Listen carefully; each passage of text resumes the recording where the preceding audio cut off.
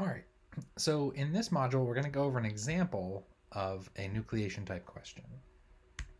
So just as with all the other questions here, this will be on the quiz. So go over there and see how you do on that, and then come back and we'll work this one together after I give you the instructions here. All right, so for this question, you want to look at the solidification of pure gold.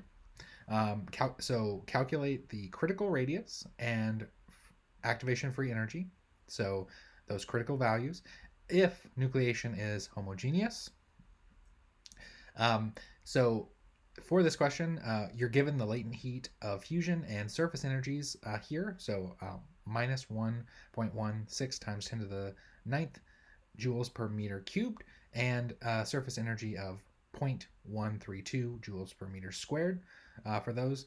And then you are also given a table of supercooling values from the text for various metals. So see if you can calculate both of those critical values for this scenario, and go over the quiz, and then come back and we will go through this one together. All right, so for this question, we're looking at the solidification of gold, and we're going to calculate the critical radius and the critical Gibbs free energy or activation free energy. And the problem statement gave us latent heat of formation, which is the enthalpy, so minus 1.16 times 10 to the 9 joules per meter cubed, and surface tension of 0.132 joules per meter squared. And the table gave us that the homogeneous supercooling value for gold was 230 degrees Celsius. And so we're going to start with R star, which from the slides and from the book had an expression that we saw as this. Okay, so this is a fairly straightforward question. We'll go through kind of the couple things that might trip you up here. But when we do this, obviously everything has to have comparable units. So let's start plugging things in. And the first thing is the surface tension, meter squared. So these are all SI units so far. And then Tm for this reaction. This is one thing that the problem statement did not give. I apologize for that. But you can find this in your book. I think the front jacket of the book gives you the temperature. And so let's write that up here. So the melting temperature is 1064 degrees Celsius for gold. And we know the undercooling here. So the one thing to always remember with these types of questions is that, again, we talked about free energy being a thermodynamic quantity. And so whenever you're dealing with that, you want to make sure your temperatures are in the absolute scale, so Kelvin, right? So we're not going to use 1064.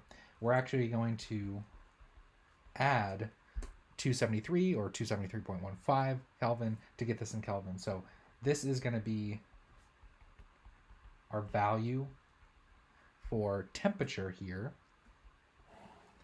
And then we have on the bottom here, we have the latent heat.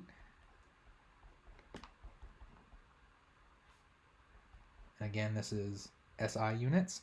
And the last thing is the degree of supercooling. So here, our melting temperature is this, right? 1064 plus 273. However, let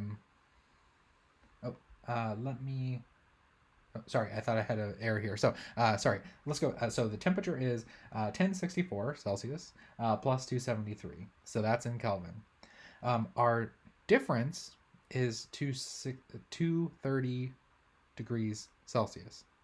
So if we want to get this in Kelvin, one thing to remember is that the difference between two temperatures in Celsius or Kelvin is the same, right? Because essentially, let's think about 2 degrees Celsius going to 1 degree Celsius, right? So the delta is 1 degree Celsius, right?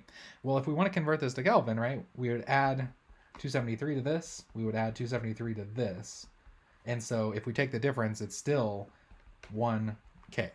So the difference in these two is always the same. So even though it says this is the same as K. So the trick here is that you don't really have to convert anything. You can if you want, but you'll still get 230K. And so plugging all of this in now with the correct units of K here and joules and meters squared, this is going to all cancel out except for meters, because we have a meter cubed here and a meter squared here. And so what this is going to do then is give us R squared, or sorry, an R star value, critical value of 1.32 times 10 to the minus 9. And that's going to be in SI units, so meters, right? And so this isn't, I never like to really see this. It doesn't really tell me as much, so I like to convert this to the nearest. So this is basically 10 to the minus 9 is nano, right? So this is 1.32 nanometers. So our critical radius is 1.32 nanometers. So that's how big the gold has to be before it becomes stable. All right, so let's do the same thing and look at delta G star.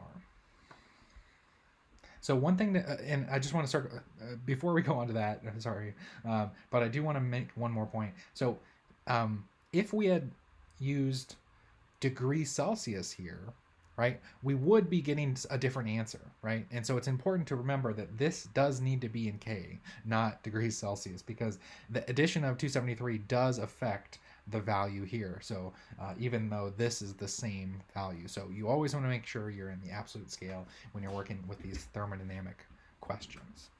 Okay, so back to this. So this is 16 pi gamma cubed Tm squared over 3 delta Hf squared, and then this is delta T squared as well. So all of this. All right, and we've already kind of gone through a lot of these, so I'm just going to go ahead and plug all of the numbers in. That's pi, and then we have 0.132 joules per meter squared, and this is cubed. And then we have the 264 plus 273K. This is squared now.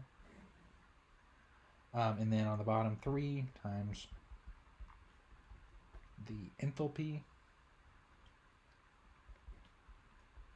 This is squared. And then we're going to take 230K and square that as well for the difference here. And when we do that, when we plug this all in, again, this is going to have SI units, which is why we've kind of kept everything here. So if you kind of go through this, you'll see that joules cubed over joules squared. So it'll be units of joules. It'll be 9.64 times 10 to the minus 19 joules. And so the K cancels out here. You see basically that the meters squared are canceling out as well. So you just get that this is that critical amount of energy that needs to be added to form a stable nuclei. So 9.64 times 10 to the minus 19 joules. All right, so these are the two values for this particular scenario of homogeneous nucleation of gold particles.